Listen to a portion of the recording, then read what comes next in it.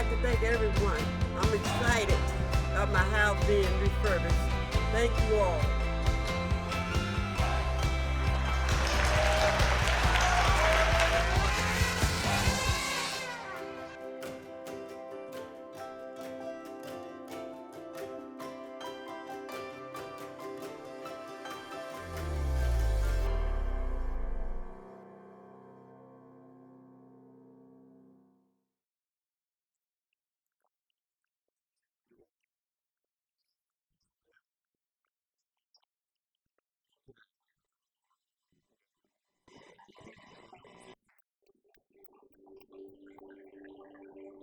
Before we carry on business, we all now aware of the transition of our fellow public servant, tireless leader for Ward 1 in the city of Little Rock, civil rights legend, a armor bearer for equity and justice and fairness, a voice for the voiceless, City Director Irma Hendricks. Will you raise your right hand and receive your oath?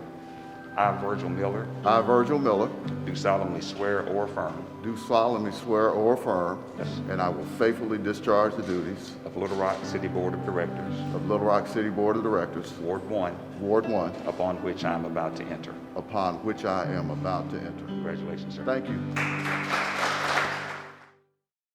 And now more heavy snow in parts of the state. Winter storm warning remains in effect.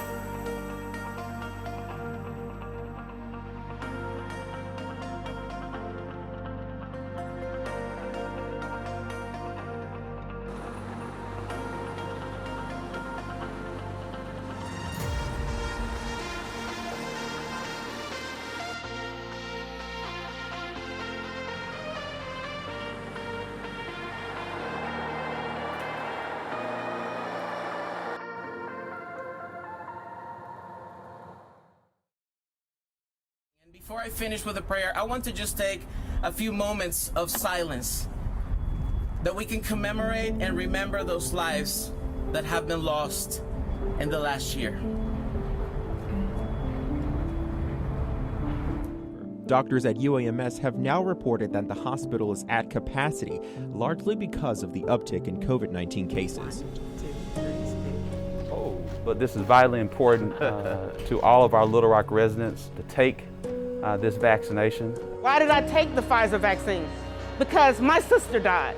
That's why. It is our pleasure to host guest Dr. Cameron Webb, who serves as the Senior Policy Advisor for Equity for the White House COVID-19 response team. We had been traveling around the country to talk to people about vaccinations, and we really quickly learned and saw just how important it was to put the COVID response effort and, yes, the vaccination effort in its proper community context. I recently heard a story that illustrates the power of these efforts. Earlier this fall in Little Rock, Arkansas, 11-year-old Shiloh Crawford went with his mom to a community festival where she was working.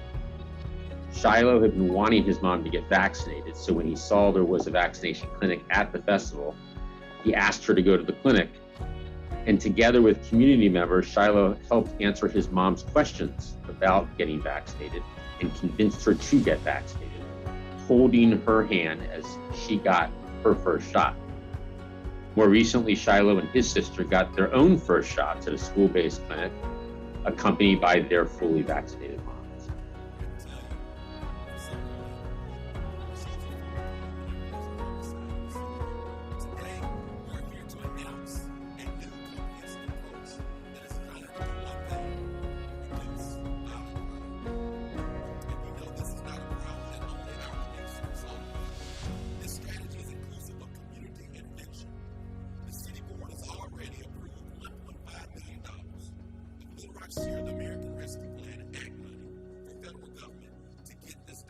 And it's why we saw over 60 people today. Hello, ma'am. How are you? Go door to door, asking people to pledge to stop the violence in their communities. This is personal. This is personal. It's personal in the sense of reaching out. So we're letting you know that, hey, everything is not bad when it comes to police. Operation Ceasefire was the brainchild of Little Rock Police Department and the U.S. Attorney's Office and targeted Little Rock's most wanted criminals. In total, 61 offenders were arrested in just 1 week. In a partnership with the Little Rock Police Department, the U.S. Marshals, our street crimes unit, we conducted Operation Grinch. Operation Grinch was a focus on our most violent criminals in the city. That operation netted 11 arrests of violent criminals in our city, of some of the most violent criminals in our city, 23 federal charges. I never thought we were going to get a Costco. I'm really excited about it. We also have Urban Outfitters coming, as well as Lush. So these are 3 really brands that I'm excited about personally. Just thought I would let you know that those will now be available in Arkansas too. Yay!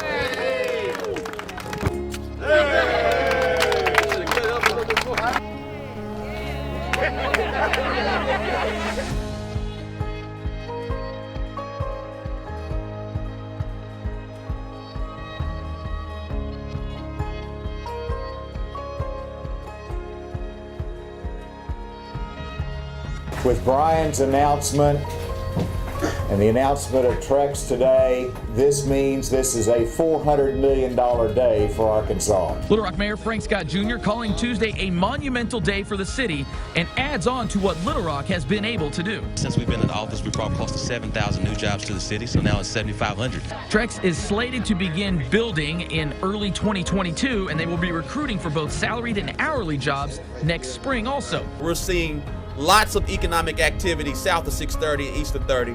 Because of those economic activity incentives, we've waived close to $800,000 in building permit fees, water fees, as well as water reclamation fees to ensure that we drive more development, because this area needs more development right now. Welcome you all to Integrity's headquarters. We are proud and excited to host my friend Mayor Scott and to be an active participant as he encourages businesses to start on their own diversity, equity, and inclusion path.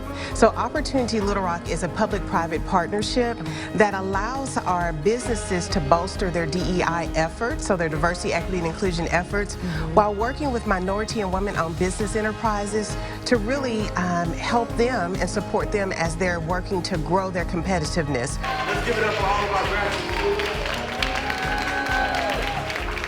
Today I am happy, I'm excited, and I'm proud to announce that Little Rock has finally cleared 200,000 in population.